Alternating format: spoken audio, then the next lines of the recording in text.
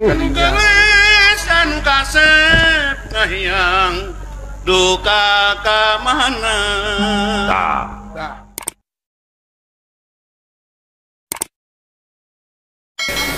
Assalamualaikum warahmatullahi wabarakatuh. Assalamualaikum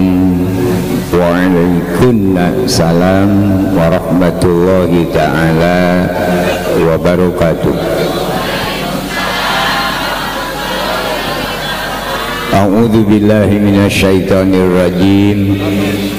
Bismillahirrahmanirrahim. Alhamdulillahilladzi qad akhraja nataijal fikri li arbabil hijab.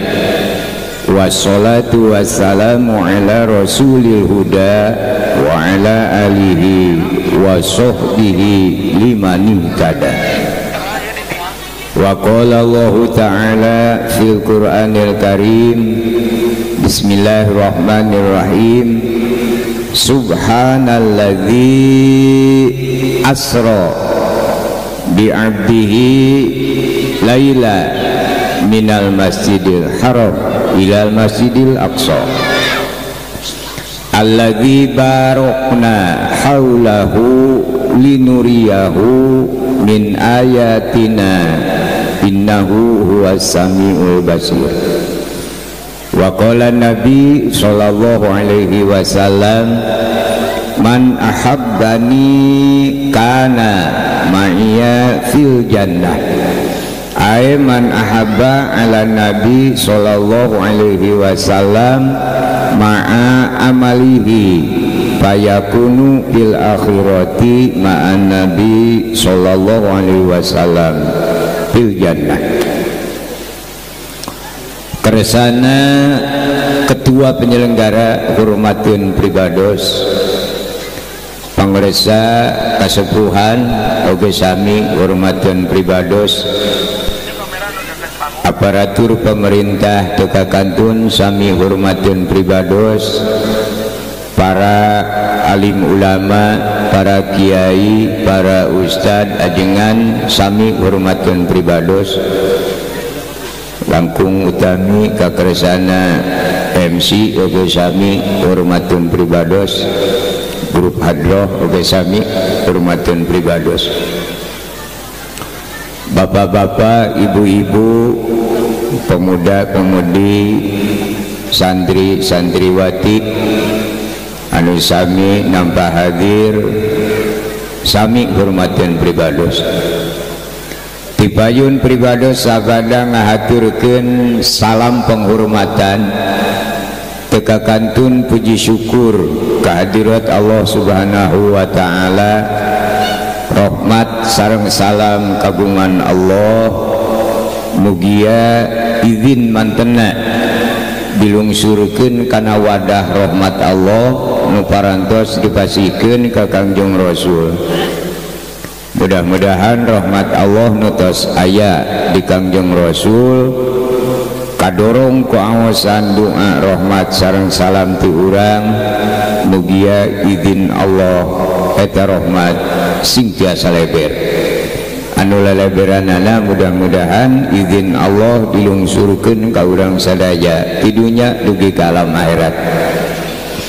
Alhamdulillah ku barokah tina kesatuan sareng persatuan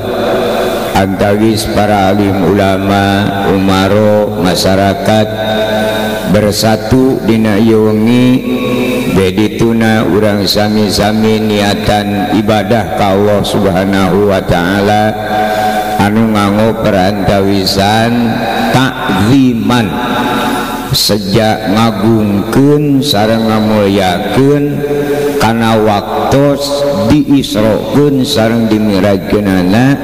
Kangjeng Rasulullah sallallahu alaihi wasallam anu dipimaksad daya sanes iwati sejak ngalap barokahna bae. Mudah-mudahan ku barokah ngagungkeun kana waktos diisrokeun dimirajkeun Kangjeng Rasul kalayan izin Allah. Moga-moga urang sadaya dikersakeun para nyang yuswa disarengan kesehatna digarampilkeun rezekina gesan tibekeleun syariat hirup hakikat nama gesan tibekeleun ibadah ka Allah Subhanahu wa taala. Tapi punten ieu mah kanu hadir kasadayana nya itu bekal hirup seten bekal ibadah seten kanu osok we kanu osok kanu taramanya bekal hirup we itu sebab pamenak simkuring mah Allah ngadamel jalmi teh dibagi dua keyakinanana hiji anu yakin karena iman Islam kedua anu yakin karena kekafiran. Ieu dua keyakinan takdir Allah moal aya hiji jalmi anu tiasa ngarobih kana eta takdir Allah. Betul, sehingga Allah ngadawukeun ka Kangjeng Nabi Muhammad cekel pedoman ku anjeun umat-umat anjeun keyakinanana dua hiji nu Islam dua nu kafir. Itu nu Islam moal kafir sanajan tumpur alam dunia,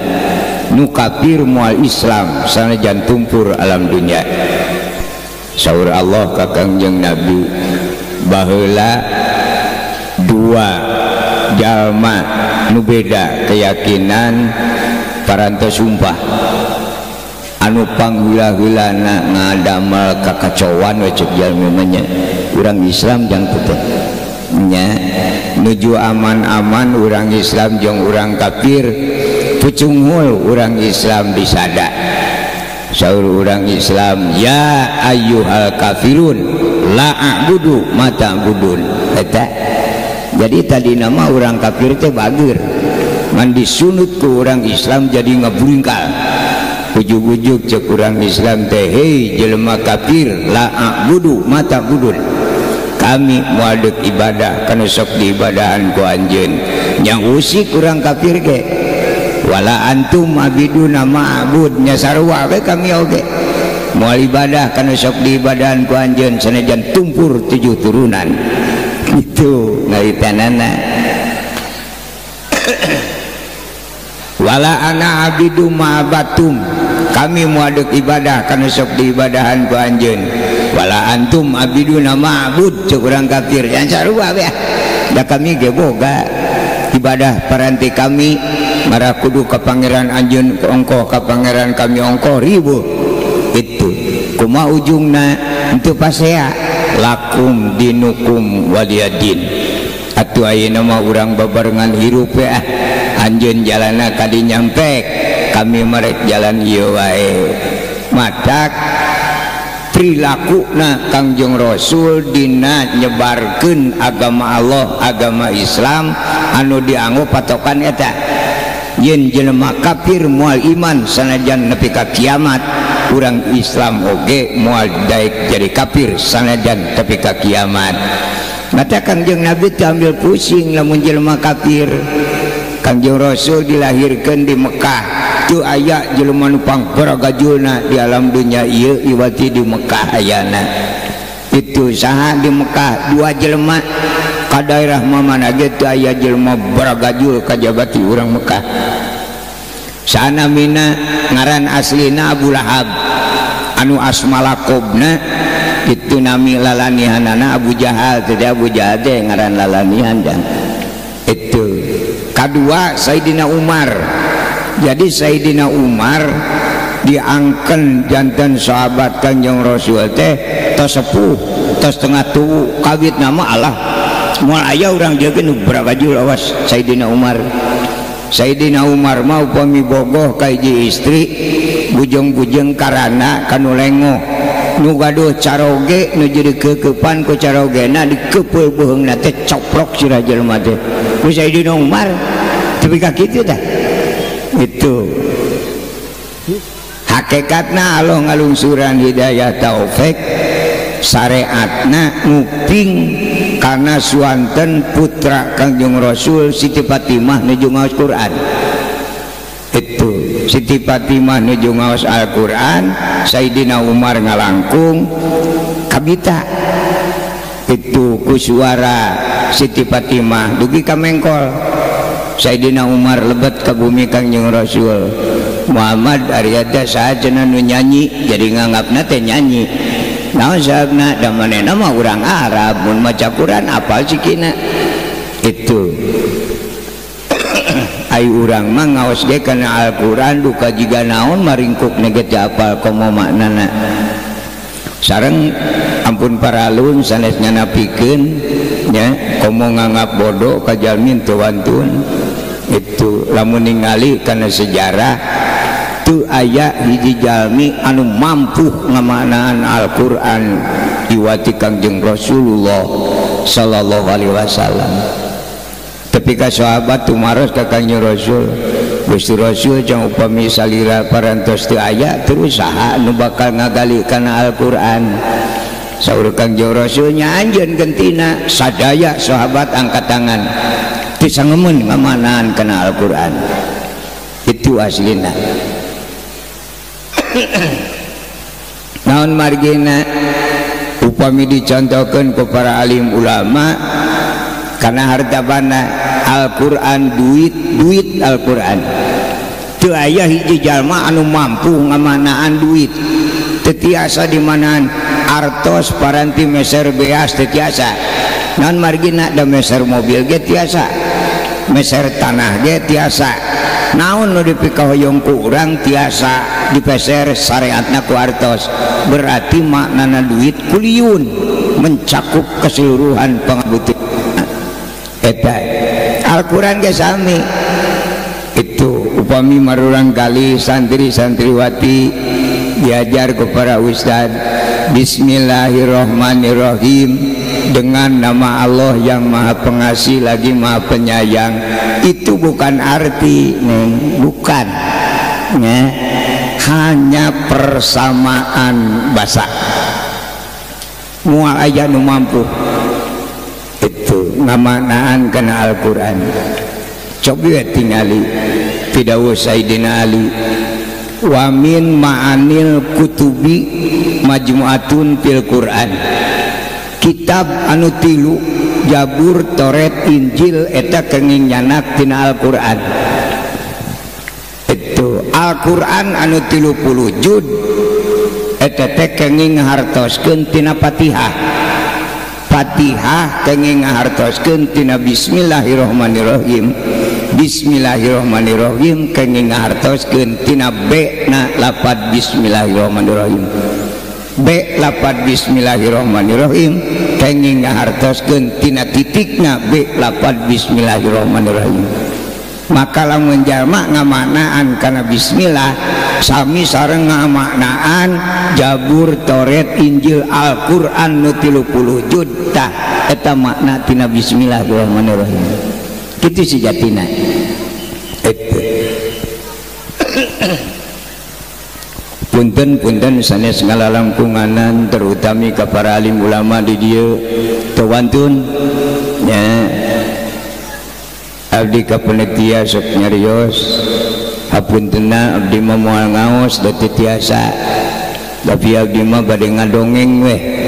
manawi tina dongeng simkuring aya nu luyu sareng agama Allah mudah-mudahan sing janten ilmu nu manfaat barokah di akhirat itunya sanes teh diajar ngaos mah diajar itu ngan diajar abdi mah nuju zaman sarang-sara itu bu di Subang dugi ka Garut teh itu aya mobil sae nuju zaman oplet upamina sok lalajo kana sinetron mah mobil si Mandra itu tak kapungkur ngaos eta upami ba'da subuh ti Subang dugi ka Garut teh isya sebab oplet mah dipolgaskeun teh tibang muih lebanna nya mobil baheula ongkos ti Subang ka Garut teh mung 1.000 rupiah 1.000 rupiah cekap teh dugi ka Garut baheula Aldi diajar alif-alifan ngawitan lebet ke ponok tahun 63 itu kinten-kinten MC tacan ayahnya genep tilu lebat ke Pondok Pasandrena Keresek Garut Banjar Limangan Cikalama di dia ya alumni Cikalama teh dia juga nama itu nya Cileunyi Bandung Palikalereun Lapang Husen nya bilih aya nu uninga Sayyiduna Majangan Basuni eta guru sumkuring eta Palikalereun Lapang Husen Cibogo lebetna ka Sukawarna pada larang terakhir di Pleret Sempur Purwakarta keluar di pesantren tahun 87 kirang langkung mempelajari ilmu alotet 27 tahun khusus ngagali ilmu Allah itu sabab ari jalmi kapungkur sareng ayeuna mah benten neng nya kapungkur mah ampun paralun sanes ngawonkeun asana rada sulit milari barudak pinter teh kasep sabab katuanganna oge teu aya anu merga baheula mah itu namanya pisan merdeka negara Indonesia bujeng-bujeng kagaraduh mobil motor itu lancingan oge aya aturan hiji kuduaan siang dianggo ku istrina wengi ku carogena ku sangsara zaman harita itu tara ruang oge sakapenakna dugi ka aya beas di luar negeri teu aya nu guluntungan sabelah beasna oge warnana bureum namina beas gurgur itu zaman harita upami ditiwang ku barudak ayeuna asalna moal panjang umur gitu rencangna teu aya bahasa gule sate nya pepes teu aya kabur rencang sangu teh neng mudah-mudahan ulah kapenak deui itu naon nu ngarayap di alam dunya dianggo rencang sangu nya kaya turais bangbung nu baheula mah teh lalai badot nya hilut jungkal nu baheula mah teu ngari nya tutut mamenak nu baheula nya katuangan barudak baheula teu aya anu ngarayap diantep dimangpaatkeun siraru wah parebut siraru teh aya nu atah wae aya nu diasakan wae di jeun wajid aya itu wae wajid siraru asa nu glauk emas cenah gitu nu baheula jadi lamun dietangkeun kana syariat kemampuan berpikir jalma baheula duka aya otakan dukan teh nu baheula matak muncullah bahasa jalmi anu uninga kana kejiwaan saur sepuh kapungkur itu ngemutanana nganggo bab tasbih perumpamaan ujang kasep aden sing emut di mana Allah nakdirkeun ka aranjeun kabeh jadi pamegat ulah robah nepi ka kiamat sing anger janten pamegat eta bahasa juga teu sabaraha tauhid kuat di mana aranjeun sadaya didamel istri maka ulah robih nepi ka kiamat sing anger janten istri muncullah pertarosan kumaha upami hoyong barokah wa asyiruhunna bil ma'ruf cobi bersatu antawis pamegat sareng istri melalui akad pernikahan barokahna putra kitu nu baheula mah jang eta kana ilmu ge sami nu baheula di mana aranjeun sadaya bade ngemutan kana ilmu Allah ulah sakali-kali kurah korek kana pengetahuan umum sebab urang jalma terbatas kemampuan da teu cagak sirah jalmi di mana aranjeun bade ngemutan kana pengetahuan umum ulah sakali-kali kurah korek kana agama moal ketenagaan kumaha upami hoyong barokah cobi bersatu anu kaluar ti pasantren anu kaluar ti sakola bersatu kanggo ngolah negara supaya jadi negara urang sareng isina jadi negara baldatun thayyibatun warabun ghafur. Matak Nabi muncul hadis ti Nabi, wa idza sholahal ulama wal umaro sholahanas, bersatu antawis ulama sareng pemerintah sholahanas bakal genah karakyatna.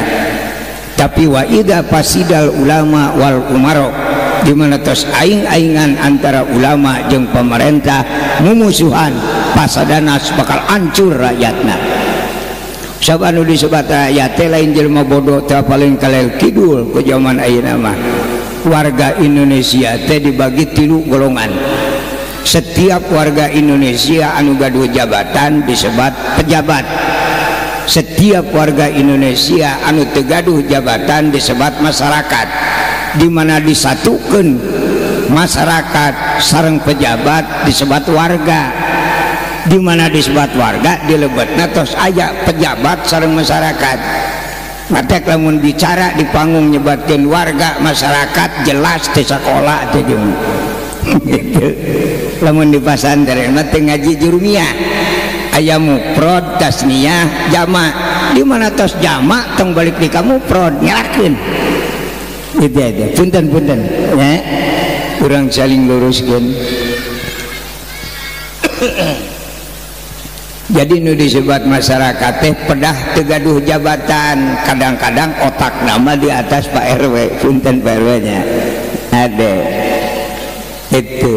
apaleun masyarakat mana kaler, mana kidul, mana wetan, mana kulon, apaleun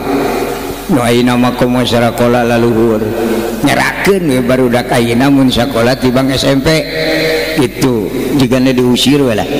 Itu ari golongan abdi mah nyupang luhurna sakola teh nganepi ka SD SR malah baheula mah nya sakolana ge. Sakola di tingkat kecamatan mah SD teh mung dugi ka kelas 5, kelas genep teh di kabupaten, keluar kelas genep badu ijazah lebet ka sakola SGB 3 tahun keluar jadi guru gitu nu baheula. Ngan pangluhur-luhurna di daerah abdi di Cisalak sekolah teh SD PGA ge mung 3 tahun gitu. Teraskeun we ka dieu ka Bandung nya ka Cigonewa ka Cijerah PGA 6 tahun keluar jadi ustad gitu nu baheula ya. Gampang baheula mah sekolah teh langsung jadi duit ya bae nya. Ayeuna mah alhamdulillah sarjana tinggal sarjana ayeuna nya itu jadi lebih ente jadi RT ente itu lalu di sekolah. Nah itu Numawi abdi kabungkur di pasantren jaya pasantren modern sadayana ge panggung takersana kasepuhan gitu kabungkur ngaosna di Calengka Kang Haji Zahid. Waktu abdi di Cikalama anjeunna teh can nikah-nikahan, bahkan badai anjeunna badai angkat jarah oge tapi ka ku abdi dipesenan itu Kang Cinta wayana pang meserkeun kaset di Mekah teh saya itu kaset naon jeung teh qiraat saya Abdul Basit meser genep siki ku abdi sadayana itu Kang Haji Said almarhum rahimahullah. Perawasan zaman harita tu aya nupang rawas-rawasna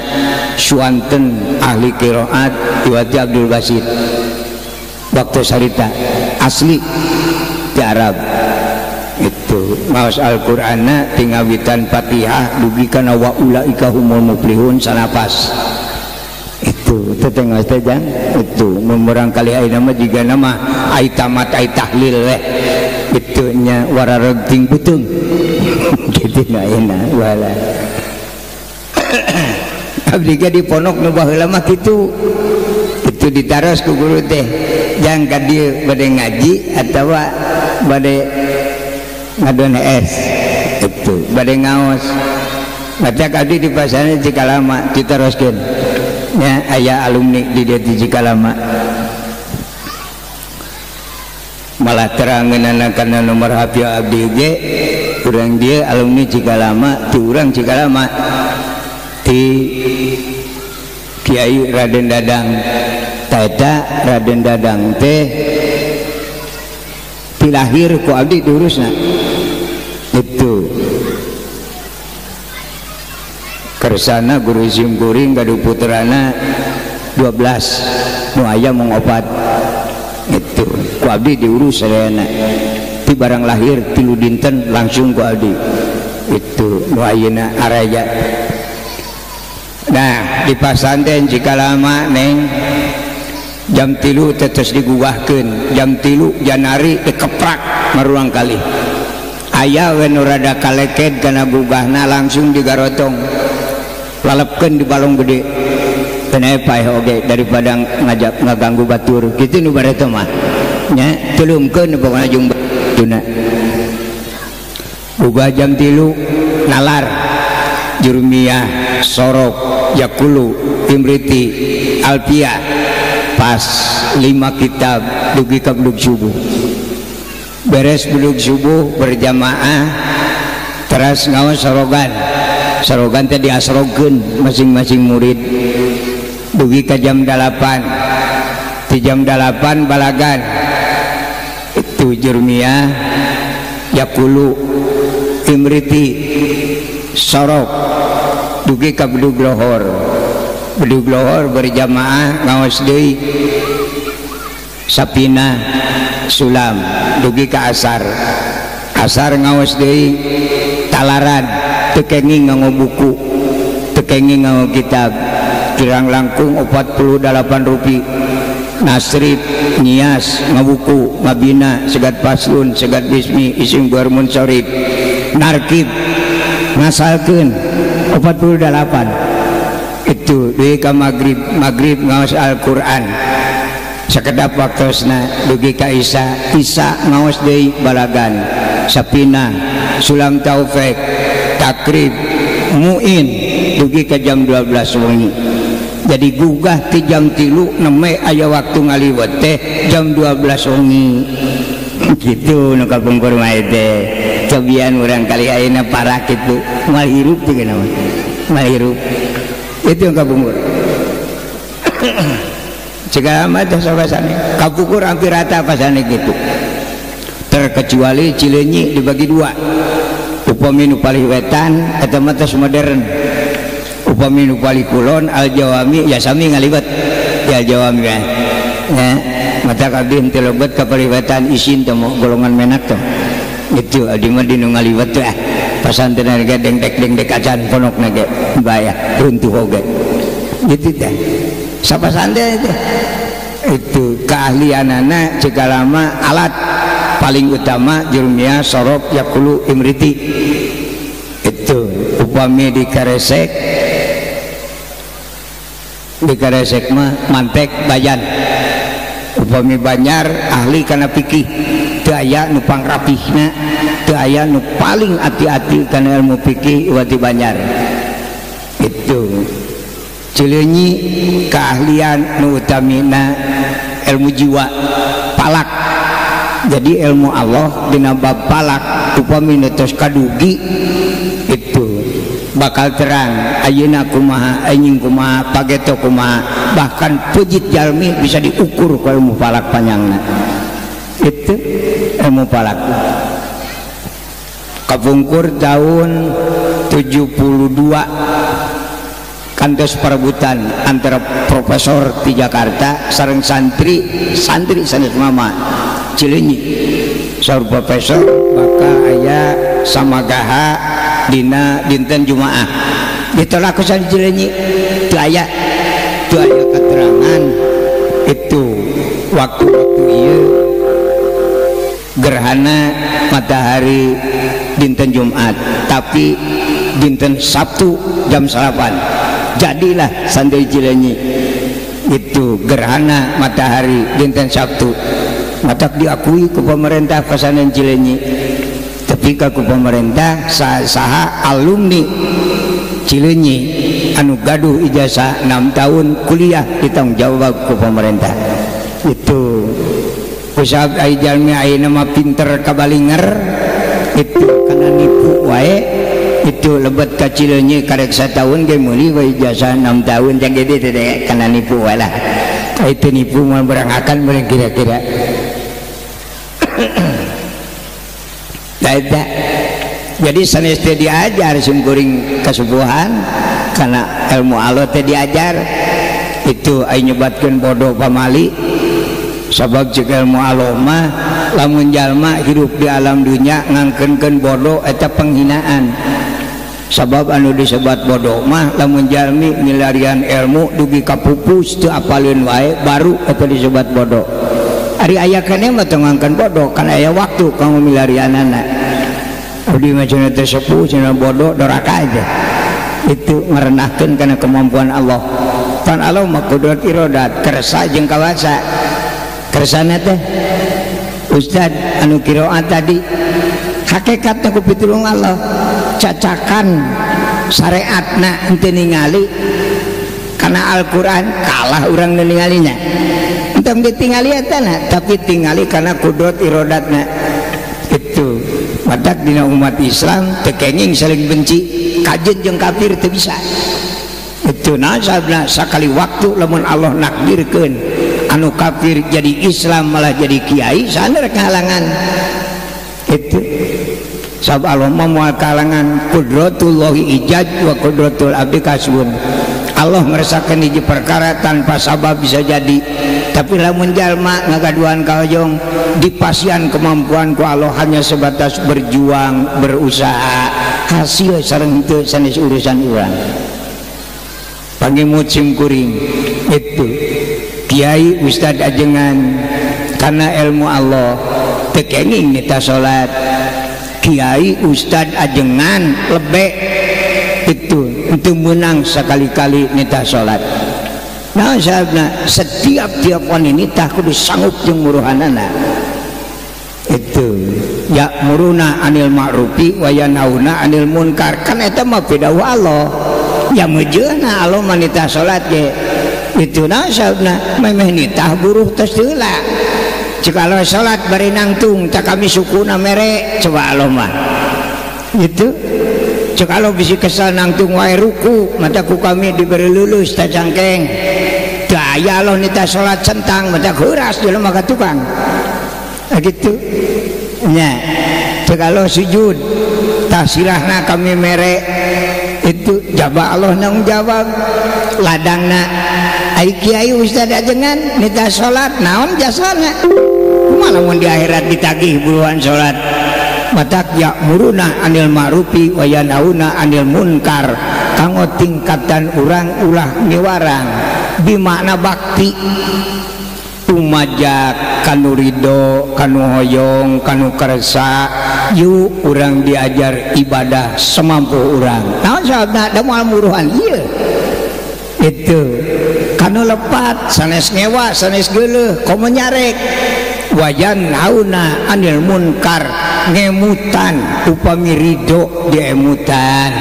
itu ente keresahan wae sing emut wala antum abiduna ma'bud tumpur 7 turunan moal daekeun jadi urang teu bisa maksa matak pamenak simkuring anu bodoh salila belajar kana ilmu Allah Al-Quran nu 30 juta ternyata dilebetna teh mung 2 teu 3 teu 4 mung 2 isina hiji Al-Quran nyarioskeun jalan anu leres mung Allah nu kadituna brasna ka sawarga 2 Al-Quran nyarioskeun jalan anu lepat mung Allah nu kaituna ka neraka saur Allah he jalma-jalma kami boga 2 jalan hiji jalan bener kaituna ka sawarga 2 jalan salah kaituna ka neraka saur Allah nu ngadamel urang jeung ngadamel hukum inna dina indallahil Islam kalimatna ge in sanes ida jadi kalimatnya aya in aya ida naon ari in program naon program nawaran naon ari ida instruksi teu aya instruksi teh Allah tapi in itu nawaran bilih bade upami keresa hoyong sok ibadah moal syukur cek Allah badagul tinggal meuleuh mangke di akhirat begitu untuk kudu susah ke urang ya mata kiai ustad ajengan karena ilmu Allah caritakeun we ta ieu nu leres ta ieu nu lepat nek eling nek henteu sanes urusan urang Allah nu gaduna tan sok sasab dirinya komo nu aranom mapunten kan nu aranom kade jang ilmu Allah ulah dipake alat nganti hawa nafsu itu irfa bikanal mubtadas man wal khobar tansibuhu kakana sayyidan Umar eta dina alfiah eta anu aranom mah ari kahoyong ngapak langit tapi kemampuan nol itu sanajan terang karena ilmu Allah upami ceramah ayeuna teh enjing teh hoyong sina iman sadayana ya teu aya dalil lah urusan hidayah taufik mah Gusti nu kagungan seueur jalma di pasantren belasan tahun puluhan tahun baliknya jadi pamimpin gapleh nak Cina nu 70 turunan ti dituna Kristen kabeh aya nu jadi mubalik teu kadangoan masantrenna ulah ditingali turunan Kristen tapi nu kudu ditingali hidayah taufik Allah moal sisaheun Allah ngimankeun ka jelema kafir jeung moal sisaheun Allah taala ngarobah tina ustaz jadi tukang gapleh itu tayu ilmu tauhid ieu teh jarang dikuasai itu lamun nyarioskeun ilmu Allah teh seolah-olah kudu jelema teh teu aya tituna tin itu masak saur Allah hei ibu-ibu bapak-bapak jaga di akhirat ku kami geus disagikeun 2 wadah hiji sawarga 2 neraka cobi upami abdi naros ka ibu-ibu ieu manu hadir Bu jaga bade ka neraka ibu bade ka neraka Bu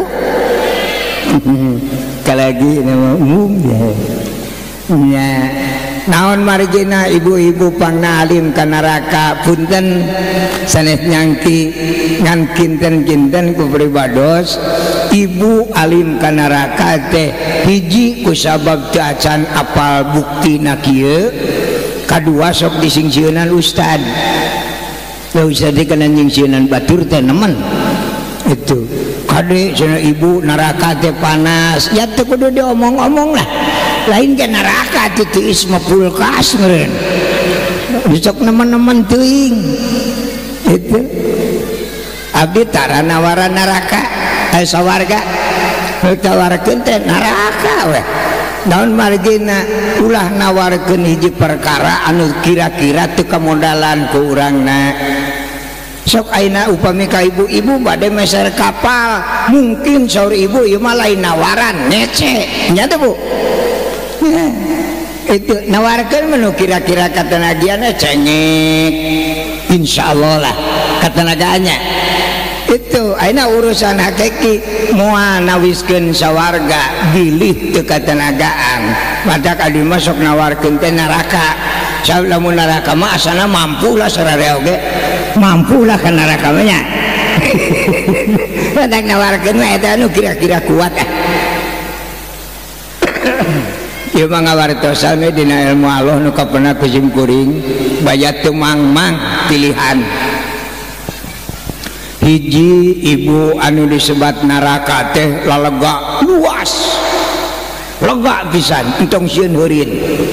itu tapi ka dilapis ku Allah 7 lapis ka handap bising eungap 7 lapis neraka kadua asupna ka neraka mah bebas teu aya pemeriksaan teu aya dalil dina agama anu ka neraka diperiksa heula teu aya lila brus-brus ya itu katiluna loba batur nah ka neraka mah kaopatna haneutun teu aya jelema nu ka neraka kabulusan teh itu pikir-pikir bangke tong janji alim wae bisi kadungke kasawarga ala soak lain jenan saur Allah wa tukallimuna aidihim wa tashhadu arjuluhum bima kanu yaksibun sapiaraos Bu surat naon eta surat Yasin alhamdulillah teraku syukur para alim ulama nege tiapal nu gitu-gitu ajan alhamdulillah mudah-mudahan barokah eta teh surat Yasin han untung teu apaleun jerona amun apaleun jerona eta kana ayat lamun teu digunting sayat eta ribet ngadengena nya wa tukallimuna aidihim wa tashhadu arjuluhum bima kanu yaksibun bima jeung sakabeh perkara yaksibuna anu kantos dipidamel ku urang ayeuna di alam dunya ti luhur saujung rambut ti hanap sausap dampal tukallimuna bakal ditaroskeun deui jaga di poe kiamat jalma nu hayang ka sawarga mah hitut ge ditanyakeun sanes euy naon sababna yaksibun kanami nami dipidamel mah sanajan hitut ge ditaroskeun ibu hoyong ka sawarga ditaros bu sabaraha kali hitut luak liuk ditimpuk ku malaikat komomun ngitung hitut batur sing hitut serangan ge geus teu wahwu ka sawarga mah ka sawarga seten subuh ditungeulan ngata ka ituna kan teu pati mangrupa prak-prak paneungeul aya aki-aki jaga di arah masar aya aki-aki lempang lagi geus kareup tilu ka tukang dua bakat tu kolot nya ustaz telonyongan tewak ku malaikat kerewak bohongna nya tuk aki-aki kurang jagjag ditewak malaikat nya malaikat teh lain lawan-lawanan urang malah tadi ge tadi nama malaikat Ajrail teh nek giring tolab ngan kudu dicarek montong sindah moal bener siring tolab nah hanya malaikat Jibril teh sampeanana sabeulahna teh rubakna 14 provinsi upami tolab ka dieu aduy jeung panggungna ge gitu madak antum bahaya malaikat Jibril aya jang-jangan belah katu 70.000 belah kenca 70.000 salamar jang-jang malaikat Jibril lamun diturunkeun ka alam dunya bunyi di alam dunya kumamun Jibril tolab ka dieu heuki kiplik wah rebah jeung panggungna ge utak tong ariah di ditu we rek ayeuna teh di lawang langit ka hiji di dieu nya gogoleran ngadengekeun nu rajaban beli teu bercanten sok we ka dinya itu sok ka langit ka hiji ieu aki-aki ditewak ku malaikat anu kokodna model kitu nah ujug-ujug heuai aki-aki cek aki-aki saha cenah ieu nu newak teh aing cek malaikat nek naon sih selangap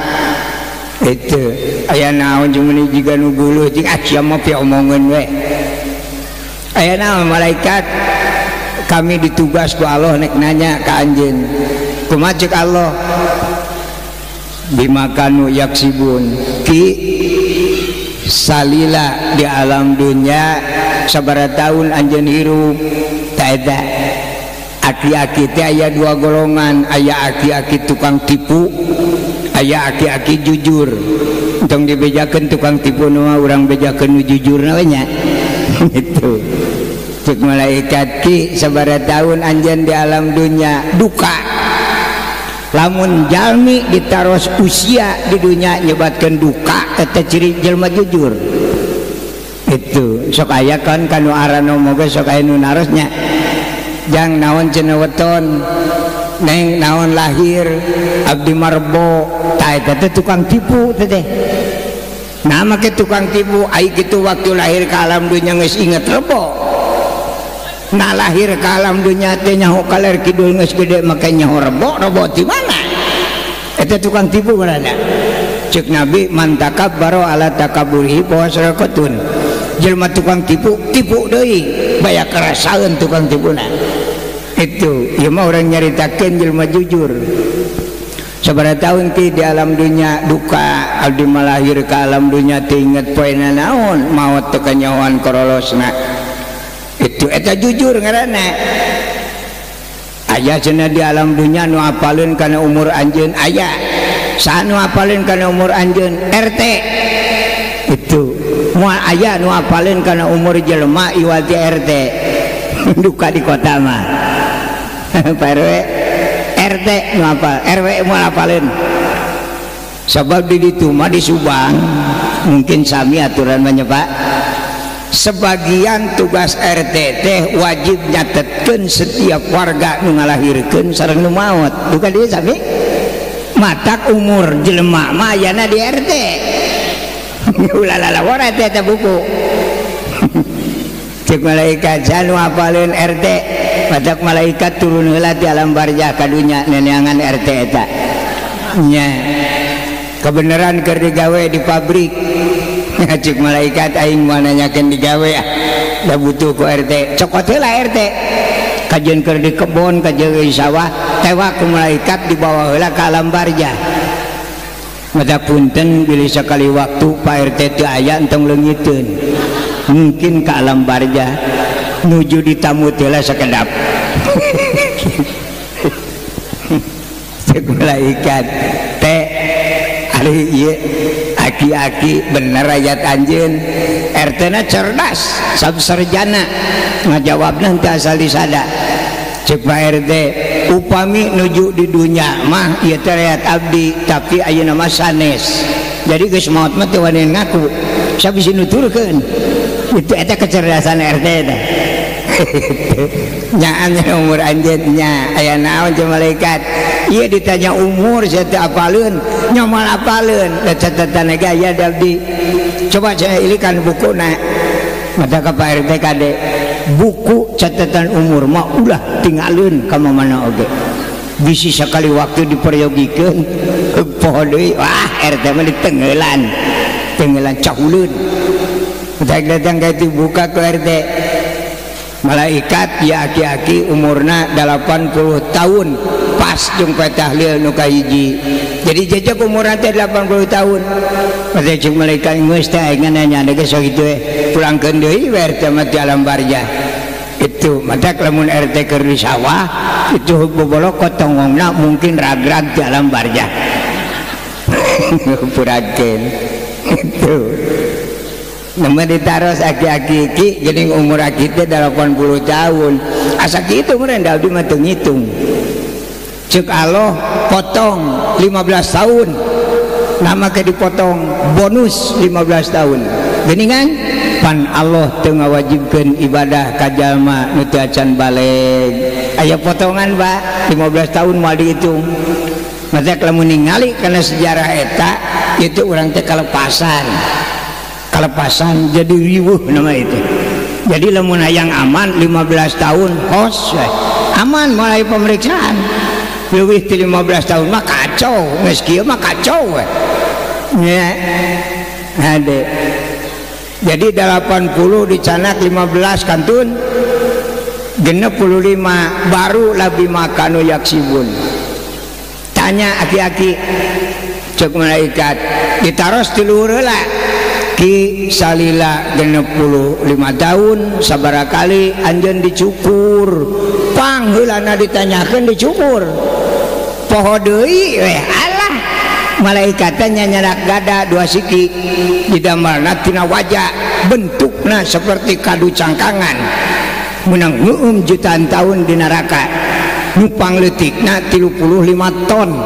khusus keur ngagebug sirah jelema nu poho dicukur itu mata kadi mah jarang dicukur bising poho deui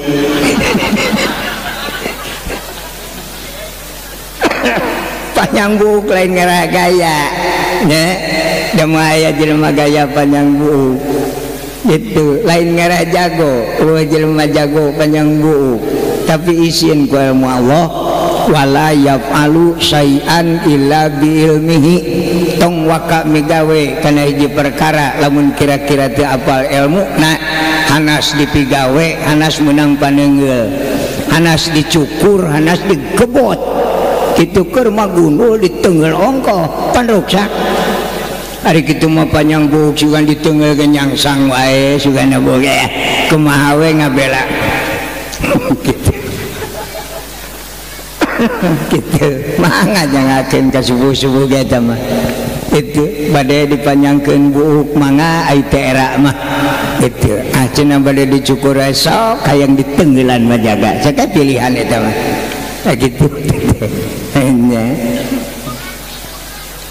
lungsur ka payun ditaros ibu kagungan soca bu kagungan soca alhamdulillah pemasihan Allahnya tekannya hoan nerapkeun anak juga rohok we. Sabaraha hiji ibu soca teh alhamdulillah sugan teu anger bodoh teh tiba heula nepi ka ayeuna mun teu aya peningkatan pisan. Bu soca teh hiji dua soten kalecina ngarah pantes.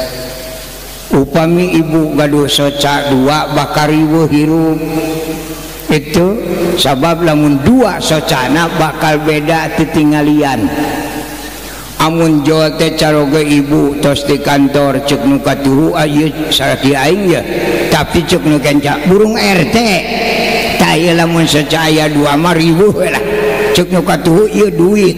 tapi cek nu kenca mah lain kertas. Ah moal bener hiji bu saja teh hakikina dua soten kalecina madak lamun soca dilebetna mesinna hiji ningali kana cat beureum misalna nya dipenat nu katuhu beureum dipenat nu kenca ge beureum berarti hiji di jerona itu jadi soca teh sabaraha bu cek kalau dibere dua di aku hiji laan ku aing hiji deui hayangnya ka mana lompatna ngaku dua ngaku hiji sieun dilaan. Upami soca aya hiji ku Allah moal disimpen di belah dieu sabelah dieu moal katingali pasti disimpenna dina tarang supaya sujud teh langsung kitu kade ditaros sabaraha kali ibu dianggo ngiceup hirap deui we misalna urang kana ngiceup tojos socana teh kubor sagede ping-ping sapi teh borna ge ulah ora itu ibu gaduh cepi ya sabaraha hiji bu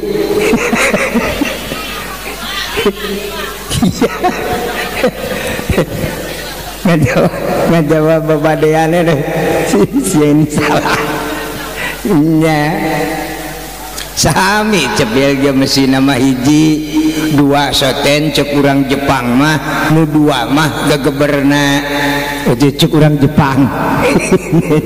bukan cek urang Sunda mah ngarah pantes gitu kenah masalah eta mah. Jadi lamun jalmi hoyong ka sawarga lami bu dipapai tina mastaka tina rambutna socana cepilna pangamungna bahamna kupatna ngalangka sampean tuang luutna dipapai ti barang usia 15 tahun dugi ka usia 150 tahun kan heupeul narosna ge itu teu kajawab dipek-prek terus. Salamet tina pertarosan baru urang ngalangkah ti arah-arah masar ka sawarga nu lamina teh 3000 tahun kana apaan saweuteung. Jadi 3000 tahun kana apaan saweuteung jauh ka sawarga mah ieu mah ngabejaan we tong sok panganguran teuing. Tapi amun ka neraka henteu tumpak ojek oge cepet sabab salengkah teh langsung brus. Sok pikir-pikir lah hayang kanu jauh hayang kanu deket kayak jauh 3000 tahun kenapa sa urang di dinya we teh gaduh sabaraha acan keur ieu leumpang ya kira-kira lah itu mending kanu caket teh kadinya salengkah brus itu kurang panas di nu kahiji ngalelep kanu kadua di nu kadua kurang panas ngalelep kanu katilu sing parat nepi ka lapisan ka-7 di mana jalma tos aya di neraka lapisan ka-7 geus moal dijait deui tutung we di dinya kitu bari jeung biru eta diraju urang lalajo kajalmi anu leres moal Allah subhanahu wa ta'ala ngadamel jalmi tinupang payuna dugi kadanget ieu Allah teu ngadamel jelema bener dua mung hiji-hijina Kangjeng Nabi Muhammad sallallahu alaihi wasallam tah eta jelema bener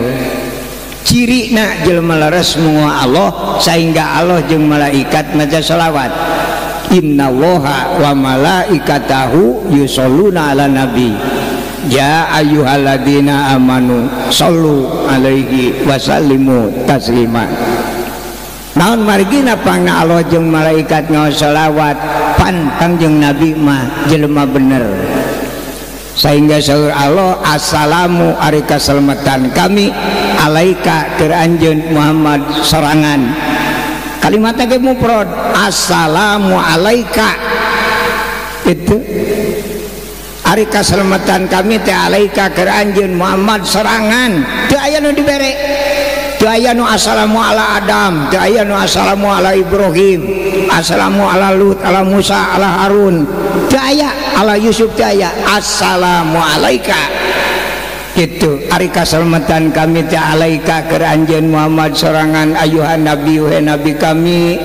wa rahmatullahi jeung rahmat kami. Naon rahmat Allah teh bumi langit sawarga neraka katut pangeusina eta teh nu Allah dipasikeunana ka Kangjeng Nabi. Mata Kangjeng Nabi mah teu aya bejana ieu kebon Kangjeng Nabi 1 hektar naon sahabna jagat sadunya sadayana nu Kangjeng Nabi nyerakeun Kangjeng Nabi lamun ngaku tanah sebagian alit duit nu aya di alam dunya sadayana nu Kangjeng Nabi. Matak Nabi tara misalkan duit dipesakan duit Arab duit Indonesia ceurik itu dipesakan duit salam dunya pesakna leutik. Mada Kangjeng Nabi mah tara misalkan duit tapi ka dianjurkeun ka umat Islam kade umat Islam di mana aya jalma bade netepan bade di bumi bade di masjid bade di sawah di kebon dina pesakna aya duitan maka salatna makruh gitu. Ngade mata kupami urang bade lebet ke masjid entong waka lebet heula kodokan pesak mun aya duitan ticeun daripada salat makruh tong hariwang kageda bakal aya nu mulung gitu nya peureun mere hidang henteu itu daripada makruh salat. Ibu dina kutang nyelap aya artos nya makruh salatna teh sanajan artosna teu pati sabaran nilaina. Misalnya dina kutang ibu teh aya we artosan sakalian jajan budak 40 miliar misalnya. Ya jadi ayeuna mah alakan namina unggulnya Pak itu abdi kabungkur di Masantren di Garut di pasian artos teh 3.000 rupiah Pak eta teh kanggo ongkos kanggo meser beas kanggo uih itu 3.000 teh cekap genep sasi nyesak keneh teh itu upami murang kali ayeuna Masantren di pasian 3.000 mau burung diduruk hareupeun inung nya duit jurig ge nya dibelikeun kana cilok ge moal gonol nya ibu-ibu nyenak artos 1 juta ka pasar dugi ka pasar teh pan kalah nangis itu kabeli ieu henteu ieu kabeli ieu henteu 1 juta itu kapungkur mah munding itu dari kampung Sungkaringu munding Pak itu terakhir abdi gaduh munding teh 4 rareuneuh itu ku karolotna diical weh lain diical kita ngaya nu nganyuk 4 muning kulolode teh mung 250 perak 4 teh upami ayeuna gaduh artos 250 perak asana mah buntutna ge moal meunang gitu. Jadi beda derajatna ilmu ge sami baheula sareng ayeuna. Baheula mah cuma sepuh kapungkur lain masaan teh meuli sadenge-dengena we bon ini bo aki-aki da teu aya nu maca bismillah bener bismillahirrahmanirrahim da eta teh dipake ngajampe teh mati nya aya budak lempangna jujurung kunungan kunaon cenah lempang ieu cenah gaduh panyawat nolol itu terang teh panyawat nolol bisul da bisul mah teu aya nu ngelok kan nololnya tapi suatu penyakit nolol namina gitu bareto cenah rata ayeuna geus gaduh penyakit nolol cenah jadi kieu canak cenah kitu ka amil sok di amil aya jampe itu canak ka amil kunaon cenah jang ieu cenah penyewat nolol di mana ieu cenah bujur kali orang jampe koing itu ngajampe anu gadeuh panyawat nolol mah ulah kieu sok hese diijabah itu mentek cik Pak Amir nongeng jajang tahan calanana buka calanana ngaduana teh kieu gitu hak jang cenah nongeng kitu macana bismillahirrahmanirrahim timpu gue langsung bucat dari takene itu jadi ijabahna tepat bari jeung tawajjus teh macana ge bismillahirrahmanirrahim gajret langsung gitu bari takene gitu nasabna penyakit nolol oke bisul oke sieun ditimpuk mah mantak ngalelep itu mantak mun anu bisu mending timpuk bae sieun kana itu ya ibu-ibu ngalahirkeun teh hese teh aya nu geus 2 poe cedek bijil teang amil nya itu pangjampekeun majikan uing hamil cedekeun bijil ka dieu sok uing jampe itu ngaduaan hamil mah ulah kieu gitu tapi dampal panangan teh ditangkupkeun Pak kitu macana teh bismillahirrahmanirrahim dat teh beutungna teh dedetkeun ngacleng budak bijil luas baheula gitu henteu aya nu qiraat ka ustad kitu macana kitu mereka aya aki-aki hirup henteu paeh henteu kan musingkeun ai ditinggalkeun sieun paeh teh kanyawan itu ai ditungguan wae sawah uruseun bingung kan datange ka Amil kumaha cenah Amil ye naon bapak cenah hirup henteu paeh henteu maksudna jampe kadi suka jampe tah ngajampe aki-aki mah kitu baheula ulah turutan ieu mah nya besok paing baca eta bismillahirrahmanirrahim krep ditungku ditahan kerejet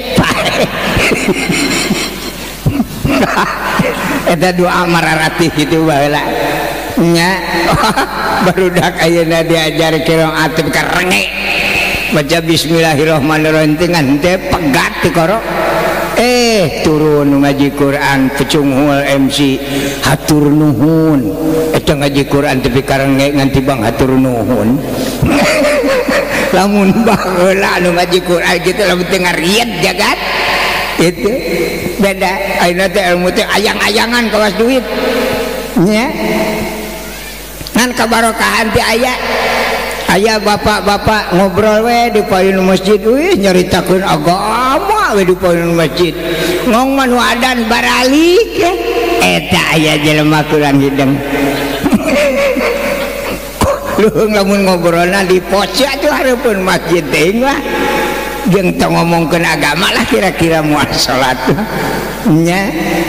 ibu-ibu tukang tani bari tanur bari ngarame teh han ngomongkeun agama we kitu nepi ka adan ge teu kadenge hayo we ngomongkeun agama salatna mah henteu stres itu agama teh jadi cocokan kieu nah eta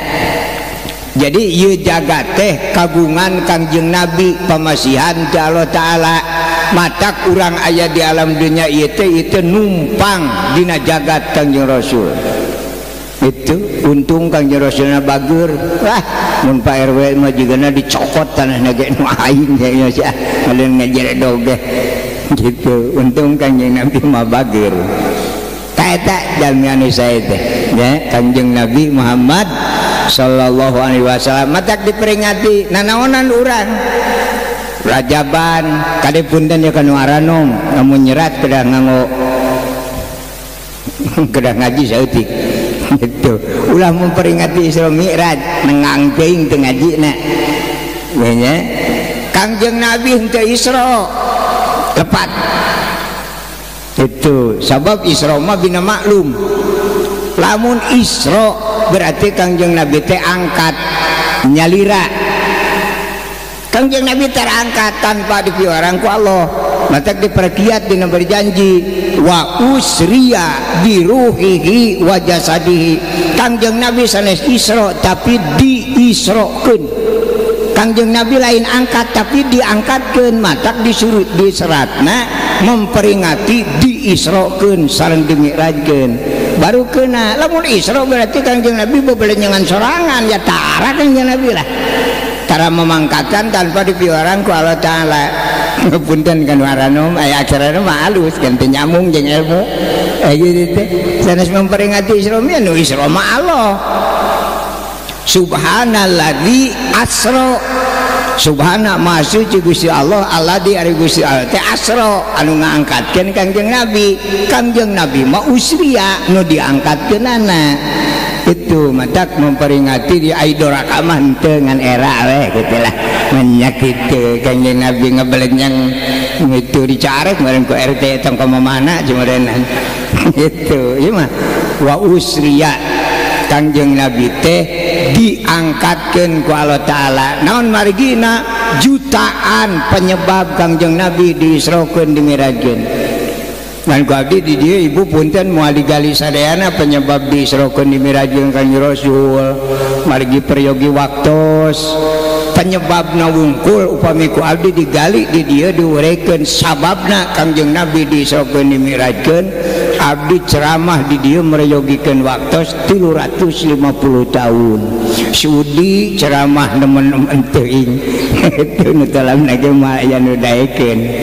urang pilihan ya upami dina kitab paranti barudak PAUD itu barudak PAUD muntong ngaos kolot gelahnya paranti barudak PAUD we dina kitab Duratun Nasihin paranti barudak PAUD mah lain SMP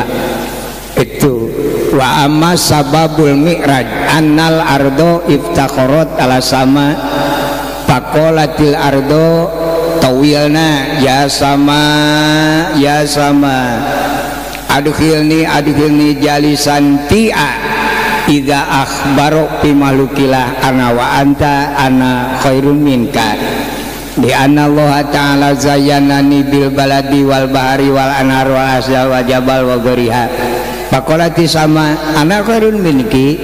di anna Allah Ta'ala zayyanani bisyamsi wal qamari wa aflaq wa goriha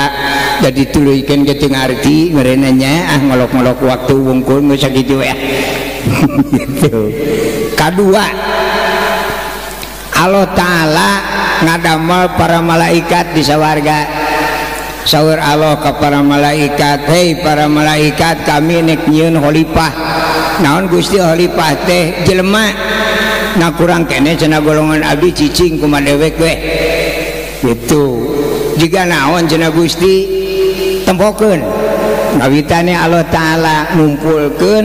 cai seuneu angin taneuh dijikeun ku Allah Ta'ala blag mangrupi jalmi teu hirup saha eta Nabi Adam alaihissalam di sawarga kakara aya cangkangna mata punten-punten ibu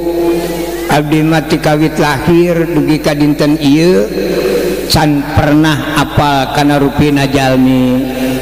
kade ieu ngaji kolot jangnya can pernah apal jiga naon ai jalmi sareng cek ilmu tauhid moal aya nu apaleun kana rupina jalmi kiwati Allah nu ngadamelna punten ulah dianggap ngece tapi ieu ilmu aki-akinya itu hari ieu nu halaladir di dieu ieu ibu-ibu bapak-bapak jelema lain gitu juri lain abdi kado keyakinan dina ilmu tauhid anu potongan model kieu halaladir kasup MC itu sanajan ilmu nangapak langit ibadah kawas malaikat nu kieu moal dikasawargakeun sudieun sawarga nu potongan model kieu aslina daya nu potong kieu daya nu bentuk kieu urang sawarga wah istilah nego khariqul adat kulisna teu katulungan upami nuju ayeuna nuju Rajaban aya we istri urang sawarga turun ka dieu hiji we bakal gempar kabeh jalma moal hirup ku geulis-geulisna bidadari malah dina kitab Situl Kiamah diuningakeun amun calana bidadari anu urut geus 200 tahun teu dianggo geus pinuh ku cucunguk digantungkeun di lawang langit maka jelema moal aya nu lempang tungkul kabeh tangah tukang ojek tangah supir angkot tangah ibu-ibu masak tangah eta calana urut teh lamun ragra ka alam dunya Noel 2 miliar eta calana bidadari anu urut itu coba aina lancengan ibu-ibu enjing gunukeun poekeun di jalan raya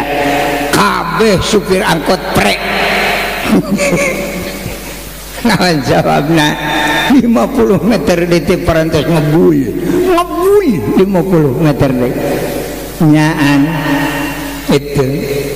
ngaliwat maksakeun hangit teu katulungan sawarga moal narima ka istri anu lancinganana hangit aslina naon atuh nu katingali ku urang sanes jalmana tapi cangkangna kulit daging urat tulang sanes jalma tapi wadahna di mana jalma tos tebetaheun dina wadahna keluar disebat maot ta jalmi manu bijil madak moal aya nu apaleun kana rupina jalmi iwati Allah nu ngadamelna kajeun kiai elmuna ngapak langit nungguan tatanggi anu teu damang dugi kawales kitu sanajan dikeukepan moal aya nu nganyawalkeun ilaha korolosna eta jalma tah jalma mah eta upami ibu model kieu dikasawargakeun sangsara bu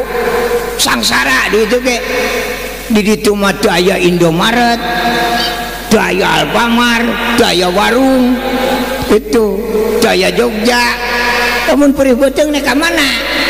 sabab anu sok hoyong tuang leueut angoan bumi mobil duit lain jelema tapi cangkangna kecerdasan Allah Ta'ala laan cangkangna tinggal jalmana teu aya jalma di sawarga anu ka pasar sab cangkangna dituna bahanna tina opat cai seuneu angin taneuh eta teh bahan Nabi Adam bae kitu gunukeun cai seuneu angin taneuh bleg gue aya Nabi Adam teu acan aya nyawaan ngajelepeng Nabi Adam teu hirup da can aya nyawaan itu cek Allah ka para malaikat tu malaikat jeung sayangnya khalifah geuning cicing wae cenah khalifah teh can angeus itu ngawitane ku Allah Ta'ala dipasihan nyawa ruh lebetkeun kana inung sukuna sup kakara inung suku Nabi Adam hirup daya nyawaan naik kana geunung neme uyek-uyekan dampalna naik deui kana tuur turungkut madak sakulem murungkut eta teh nyawana neme kana tuur madak murungkut mah itu tina tuur naik deui go ka jalan cagak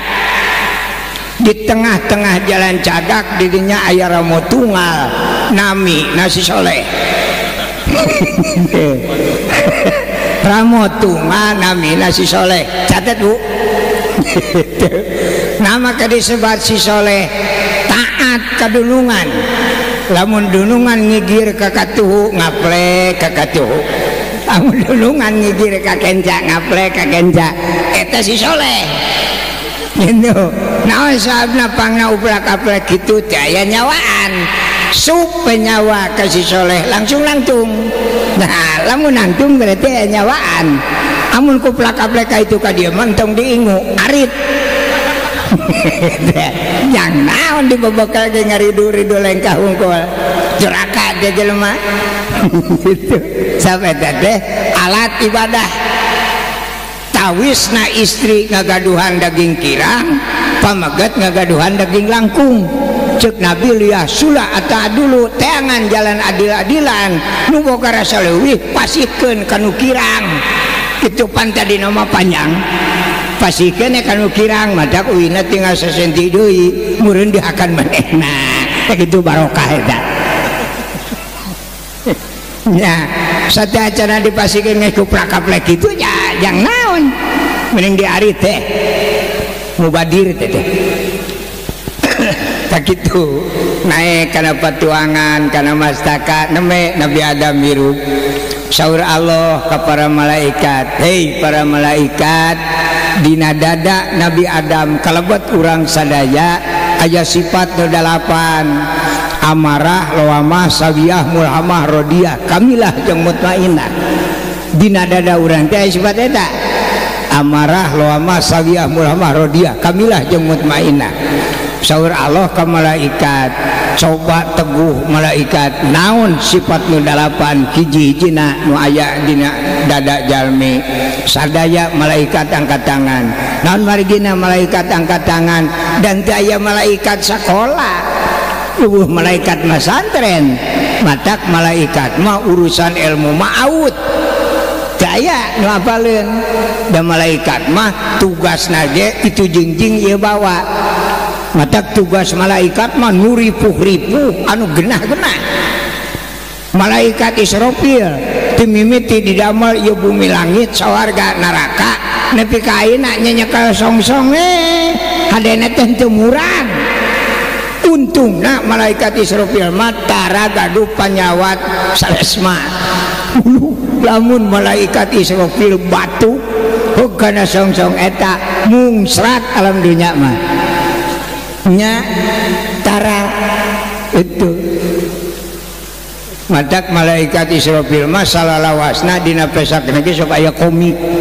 itu bising batuk gitu Israfilnya sablamun batuk ngabahayakeun alam dunya mah hancur we kitu ngajing songsong kaju ka dia ge malaikat Malik Ridwan nyakal kunci lamun murah kanyahoan ku RW wah cilaka burung ngaheulakeun maneh RW ka sawarga kumaha mun kunci neraka agus picilakaeun di wae paragu eta mah teu apaleun urusan ilmu ngan saur Allah kade para malaikat di akhir jaga kami bakal nyieun jelema anu mampu neguh kana eta sifat nu 8 ratusan tahun ditunggu ku para malaikat sugan aya jalmi anu tiasa neguh kana eta sifat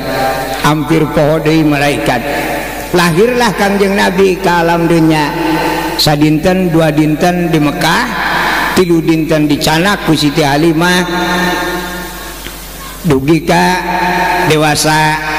usia 3 tahun Kangjeng Nabi sok ngiring ngangondoma ka putra Siti Halimah pas 3 tahun nuju ngangondoma Allah manggil malaikat Jibril waktuna Muhammad dibersihan sabab eta jalma ku kami bakal dijadikeun sayyidul kaunaini bakal jadi raja di 2 alam di dunia saalam dunia di akhirat saalam akhirat sok turun ke alam dunia bersihan lungsurlah malaikat Jibril Kanjeng Rasul nuju calik dina batu di tengah leuweung lembe dibelek dadakna ku malaikat Jibril tina lak-lakan dugi kana sahanapun udel aya nu dicanak tina dada belah kenca syariatna nu katingali ku umum darah hidung itu nyanaroskeun naon eta darah hidung teh tempat ngancikna setan itu Kanjeng Nabi madilaan matak setan tuwanieun asup ka jero sabdaya imahna ai di urang mah alhamdulillah ayeuna teh parantos genep tingkat itu imah setan teh matak sabcupe itu setan da aya imahna tuh bertaheun itu nah tidinya dibersihan Kanjeng Rasul eta Kanjeng Nabi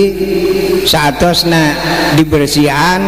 neme malaikat masihan cap dina dada belah kenca aya cap Nabi Kanjeng Nabi usia 3 tahun neme gaduh gelar Nabi dacan Rasul itu capna di belah kenca matak sok aya anu salat pananganana kawas nu nyeren bedog Allahu Akbar prekebeng-beng eta teh nyanak sejarah tidinya yeun dina dada belah kenca aya cap Nabi pangna dituruban bisi kasupan setan itu sok aya umatna nu narurutan geuning salat mereka beng-bengnya ya sibuan pusakum ya introspeksi lah di urang aya cap Nabi boro-boro cap Nabi cap kadosa itu nanaonan mereka beng-bengan mata cek Nabi khairul umur awsatuha pangsaena perkara teh pertengahan kanggo urang mah di tengah-tengah we eta nu paling sae itu dan Nabi mah ka dieu setan kan nuruban cap kanabian itu aceuna abdi mah da geus kitu biasana ti baheula hanya sok katuluykeun da idora ka mah henteu ngan hati-hati we lamun salat bisa Allahu Akbar ngabadug gadok batur kan omongan itu madak ausat teh pertengahan neme Kangjeng Nabi gaduh gelar Nabi turunlah ayat Allah inna arsalnaka syahida Muhammad anjeun lahir ke alam dunia syahida supaya jadi contoh balarea yen jalma nu bener teh anjeun buktina itu kusabab sae Kangjeng Nabi moho Allah khususna urang Mekah sarumping ka Kangjeng Nabi saur urang Mekah Muhammad ari anjeun akhlak teh sae-sae teuing nganggo akhlak naon ari anjeun Kangjeng Nabi teu ngawaler nama ke tengah waler sabab jabatan neme Nabi itu aya dalil Nabi ceramah itu jadi Nabi mah jalmi nu dipasihan ilmu tur diamalkeun ku pribadina tanpa ajakan ka jalma sanes unggal dinten jual-jual tumaros ka Kangjeng Nabi hoyong ngiring tapi tetap Nabi tengah waler dugi ka usia 40 tahun Kangjeng Nabi neme Allah maha uninga saur Allah Jibril karunya tu Muhammad nama ke karunya Gusti dikerepuk lain dikerepuk di tenggelan itu pada ngepung ku sararea eta jalma-jalma hoyong nurutan Muhammad tapi Muhammad tu bisa ngajawab nah Gusti panjabatan kakara Nabi daya izin kami Nabi ceramah terus kumaha sok cokot Muhammad bawa ka dieu ku kami nek diberi jabatan nu kadua lungsurlah malaikat Jibril ka mana ka bumi Kangjeng Rasul ari bumi Kangjeng Rasul teh 2 tingkat tapi henteu lega itu ukuran 5 ka 4 bumi nage ya tihangna ku awi kentengna henteu ku kenteng Jatiwangi sabab Cikolot lamun imah kentengna Jatiwangi sok pono umur itu lamun runtuh bubuk we isina mata Kangjeng Nabi mantu ku Jatiwangi ku daun korma sugan ai daun korma komo garing malamun raga salamar moal madak maot sugan mata bumi Kangjeng Rasul mah ku daun korma mata kali ngawartosan beli urang hoyong panjang Yuswa itu kenteng Jatiwangi rorodgeun genti we ku daun kalapa itu baya babari ngadurukna gitu Kangjeng Nabi gitu sumping malaikat Jibril canak Kangjeng Rasul ka Masjidil Haram itu di Masjidil Haram teh aya hiji bangunan nu bentukna seperti terowongan namina Hijir Ismail simpan Kangjeng Rasul di tengah-tengah Hijir Ismail terojol werona anu bagian ngarona malam kemis teh Sayyidina Hamzah sareng Sayyidina Ja'far jadi ngarona aya ti dituna dina ajaran agama Islam ngarona teh hukumna jariyah gitu upami di Pak RW mah bade dihukuman wajib mangga ngansing emut tugas rona lain ngabebrik bangsat sabab bangsat mah jelema nekat nyawana teh ngeh itu jadi tugas rona mah nalingakeun tatangi bilih anu di bumi na kacapean siangna akhirna kaboboan pantona muka kene maka tugas rona bilih aya tatangi anu gaduh hayam bilih aya nu maling tungguan corona jadi rona teh bagian nungguan hayam tetangga gitu anu paling penting rona mah ngajagi rana sabab teh aya nu nangawaler matak agama nyebatkeun rona dimenangkeun ku agama sare bareng jeung rana cek agama pek cek bisa durang dia teu meunang ge lah yang sarakeun batur nya agama Islam ngameunangkeun rona sare bareng jeung rana gitu menang hayang jauh mikir itu dasarnya marona di pos rana di mana ya nu menang lagi sare bareng lain bagulung-gulung begitu muji kecerdasan. Nah malaikat Jibril minta bantuan ka Mikail, cek malaikat Jibril Mikail atuh bantuan kami naonnya wayahna ka sawarga heula langsung ka imah Bapak batur mah ka sawarga teh jadi pangamengan. Nah ayo urang karek bejana hungkul ayo hoyong mah hoyong nya hoyong Pak ka sawarga. Amin, mudah-mudahan dikabul ku Allah ngan bade nama moal juga nama gitu modalna kurang. Nah malaikat Mikail ka sawarga langsung ka dapur nyanak gelas 3 tina arak isian ku madu susu arak terus mukakeun gupetna nyanak bokor isian ku ilmu iman hilim bus ka goa nyanak mikraj. Jadi punten beli benten pendapat namanya lagi pendapat ulah jadi masalah. Pamenaksim kuring mah mikraj teh sanes naik tapi taraje paranti naik. Kangjeng Nabi ka langitna mapai taraje. Lamun mikraj di mana naik berarti taraje nu ka luhur terus Nabi kana naon ka ituna? Atuh sakalieur lieur. Mikraj teh taraje paranti naik. Canak teras ka kebun binatang nyanak hiji sato di kebun binatang sawarga anu kanggo abdi mah teu acan terang nami asli na eta sato daya naroskeun ka guru ge teu tararangeun aya oge anu nyebatkeun asmalakobna itu sok dinamian buruk eta sato teh lain buruk ngaranna itu nya da buruk mah bahasa Arab bahasa Sundana kilat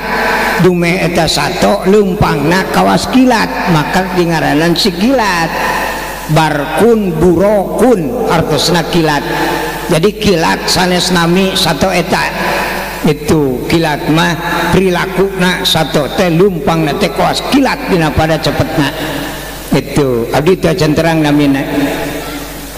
Malaikat Jibril nyanakan nya Rasul teras dibersihan nu kadua caket sumur jam-jam barang Kangjeng Nabi terus dibersihan sumping Mikail canak we bokor lebetkeun kana mana Kangjeng Rasul ilmu iman hilim canak ke Masjidil Haram netepan 2 rakaat lungsur ti masjid nyampak gelas 3 lebetna madu susu arak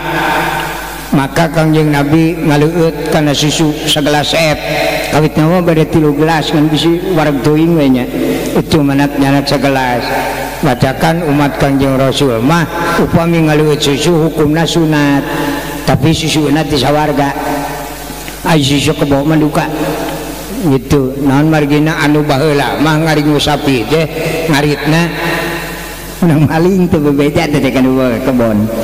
itu ai menang maling tidak kusunat gitu ya. Nah beres dirinya ngawitan Kangjeng Rasul diangkatkeun ku Allah Ta'ala di payuneun Masjidil Haram ai dina bae nama langsung ke dinya bae nama Nabi sallallahu alaihi wasallam fil hijri indal baiti ngawitan jeung karte di payuneun Masjidil Haram pada waktu bumi heula ngawitan angkat di Masjidil Haram dugi ka Masjidil Aqsa di Masjidil Aqsa ngawitan naik mapai taraje teh dugi ka lawang langit kahiji di lawang langit kahiji tebu ditutup ayeuna mah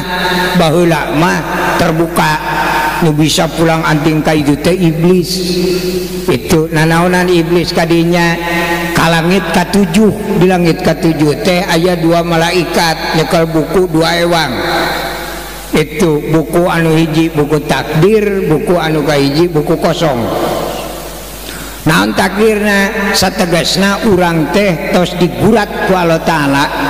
dina usia 4 sasi dilebet kandungan dicatat usiana sekianeun akhlakna bakal kieu jodohna bakal kieu rezekina bakal kieu usahana kana anu mautna bakal poe anu eta tos aya takdir urang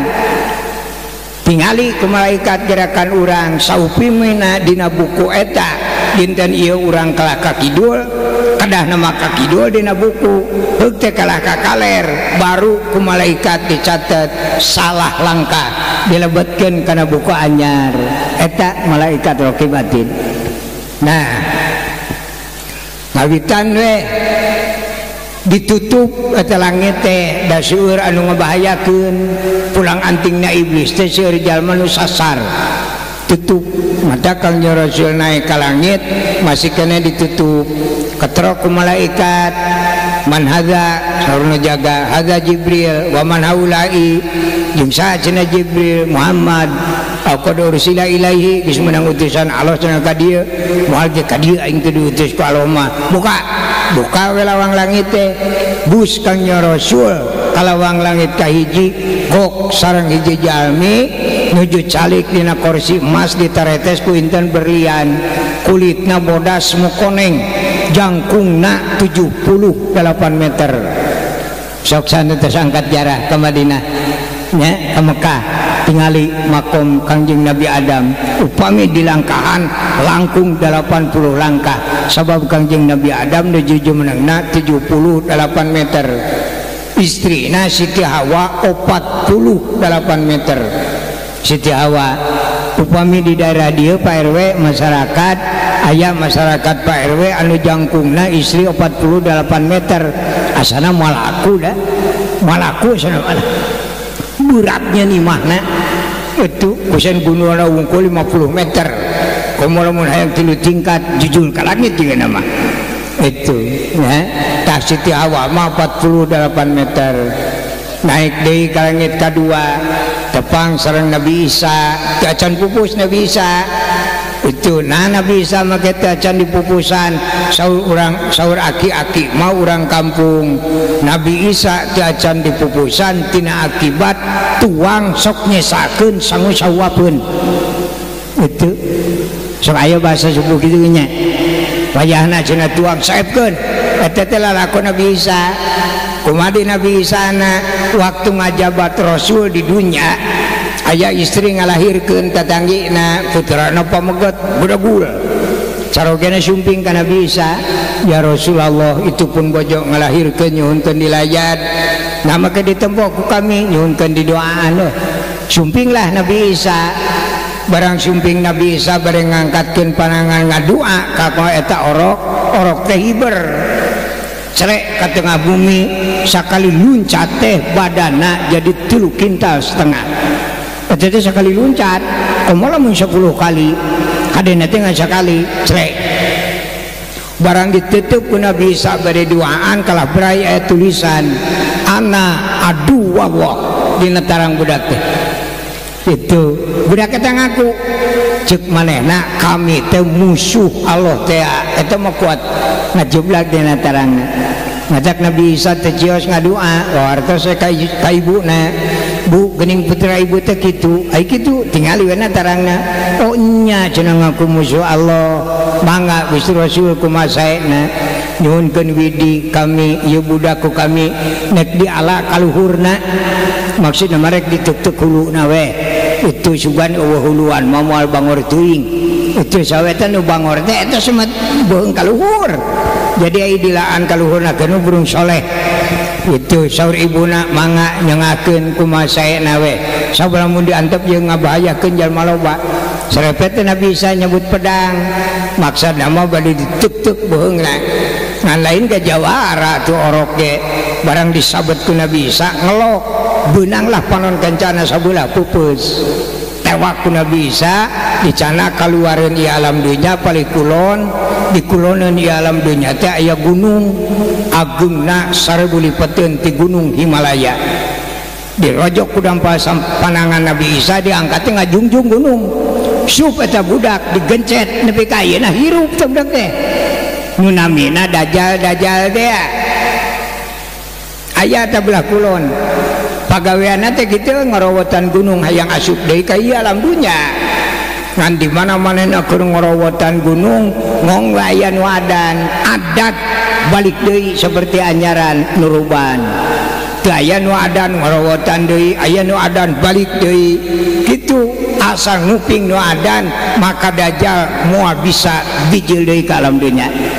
itu ieu mah ngemutan ka ibu-ibu majak bu ai adan teh entong ngantosan wae ustad urang we sing hidengkeun bae encan usum bedug oge adan we jam 8 adan,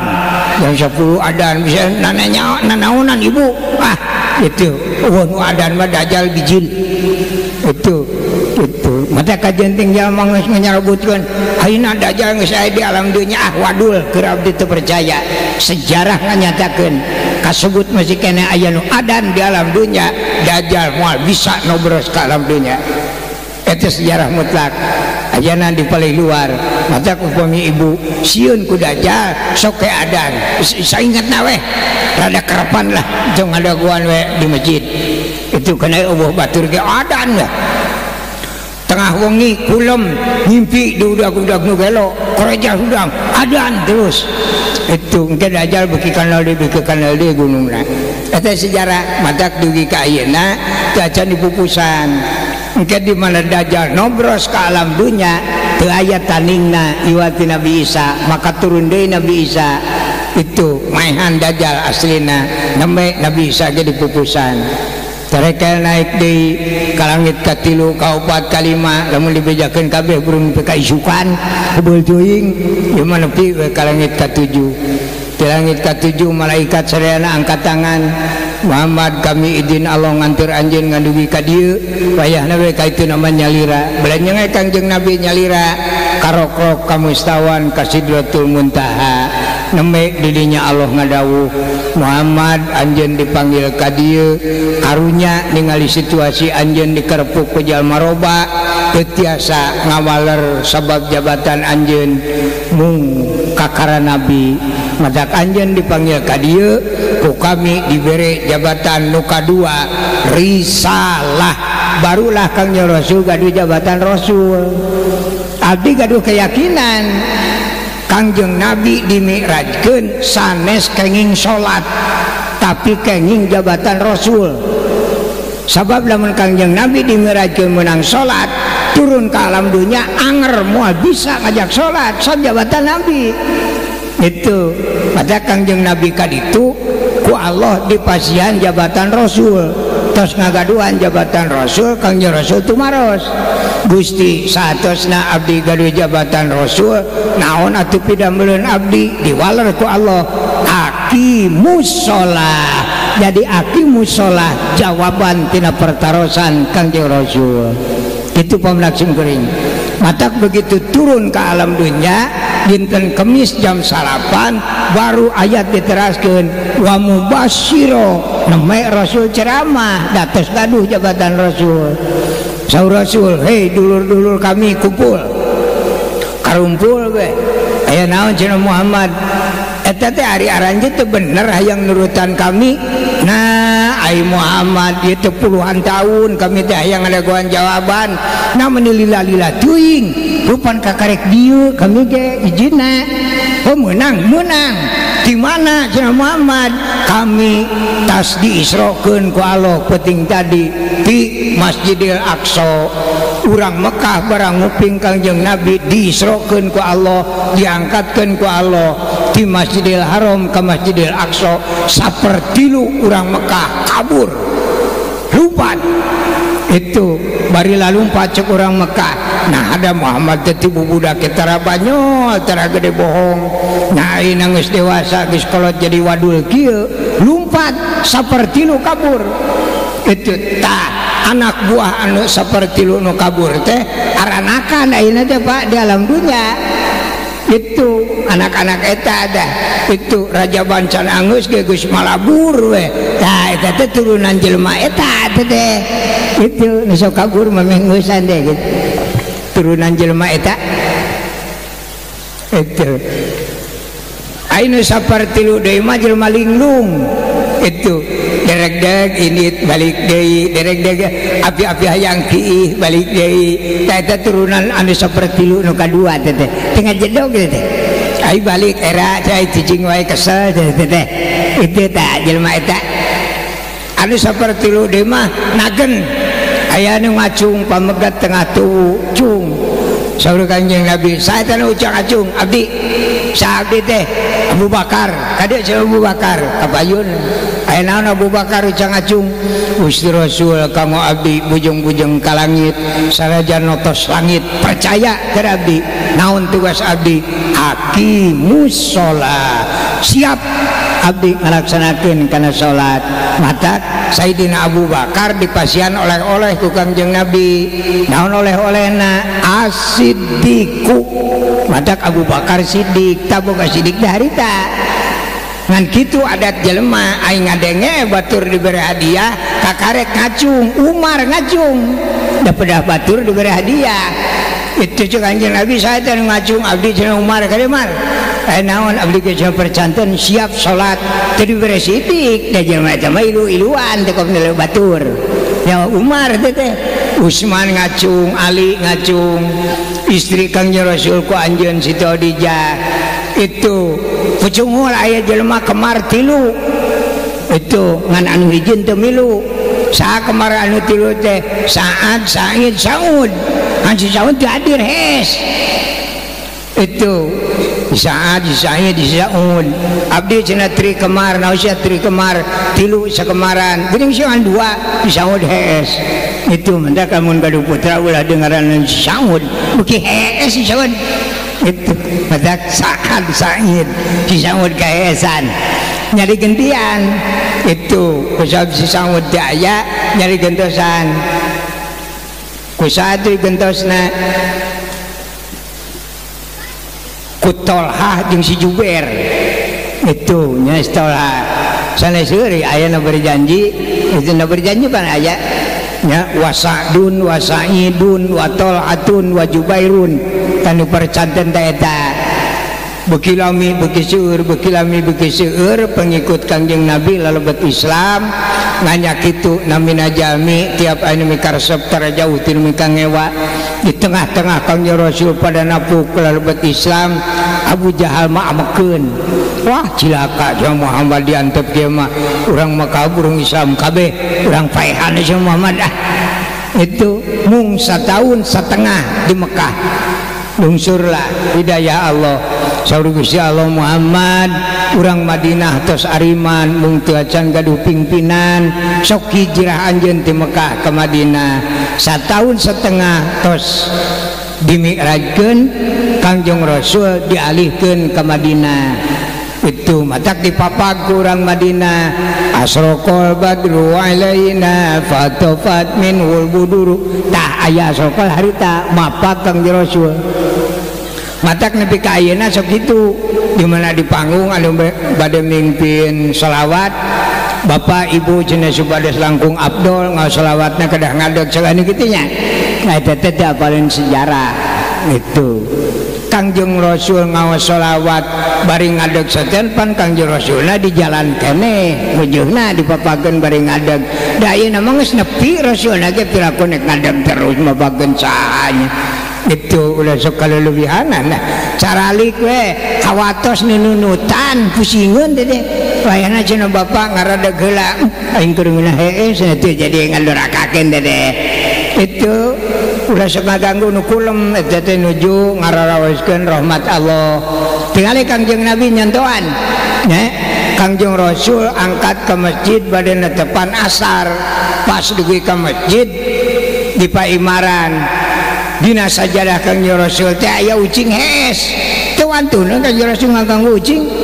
kuat digunting sajadahna sapotong daripada ngaganggu ucing di jukulem kitu Kangjeng Rasul teh matak dianjurkeun kapalidianakeun ka para kiai para ustad ajengan kade ulah sakali-kali ngajak salat ka jelema sare itu dimenangkeun kiai ustad ajengan ngajak salat ka jelema sare teu meunang sabab eta keur aya dina rahmat Allah lamun arek jelema sare mah geuingkeun heula engke geus nyaring sina wudu kakarek ajak salat gitu kumaha we ngalieur-lieur jelema soakeun ngalieur nu sare diajak salat nek kumaha salatna ya geuingkeun heula lah itu sina wudu nah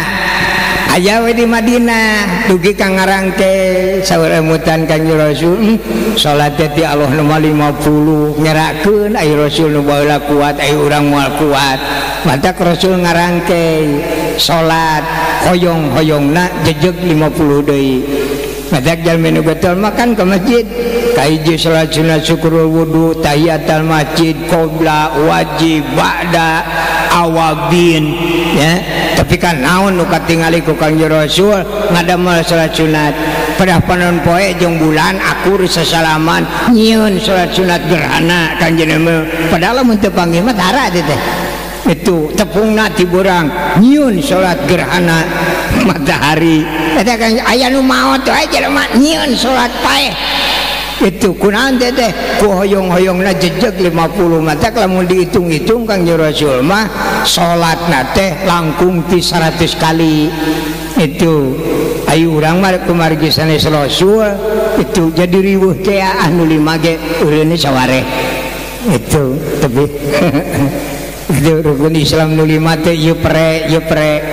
Gusti abdi mah mun ngaji ke moal we na asa make moal pada abdi mah duit teu aya ilmu teu aya kumaha ceuk Allah manis tatoa ilaihi sabila wajib saden mun ngaji boga ilmu jeung duit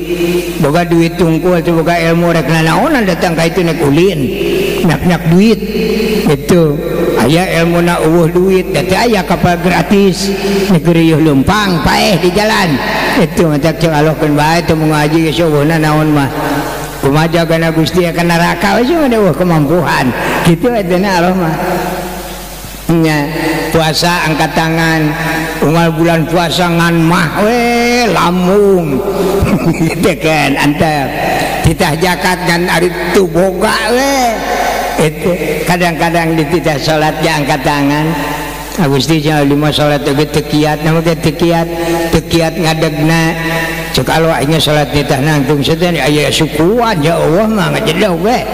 itu kumaha tuh bari diuk we salatna moal sakaleresan bisul jangan 5 asian nangkuban ungap cenah 5 nangkuban ge nangkarak sok puyeng jangan nangkarak mikir nyeri cangkeng jangan ngigir ge modar we atuh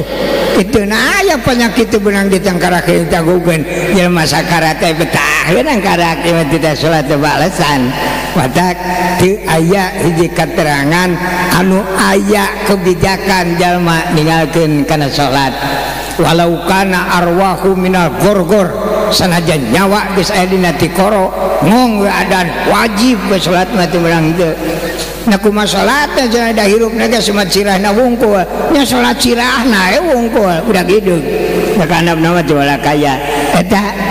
rupina ureyan ti berbado cekap sakitu hapunten anu kasuhun hapunten ka para sepuh ieu mah sanes ngaos ngadongeng Pak ngadongeng ge manawi anu saena sing janten ilmu nu mangfaat barokah sejarah ringkas diisrokeun di mirajkeun Kanjeng Rasul sakitu mudah-mudahan Bapak Ibu sadayana kabarokahan panjang yuswa sehat urang diajar ngeureuyeuh ibadah ka Allah taala nu kiat urang nu mampu urang Rabbana atina fid dunya hasanah wa fil akhirati hasanah wa qina adzabannar wabillahi taufik wa hidayah assalamualaikum warahmatullahi wabarakatuh.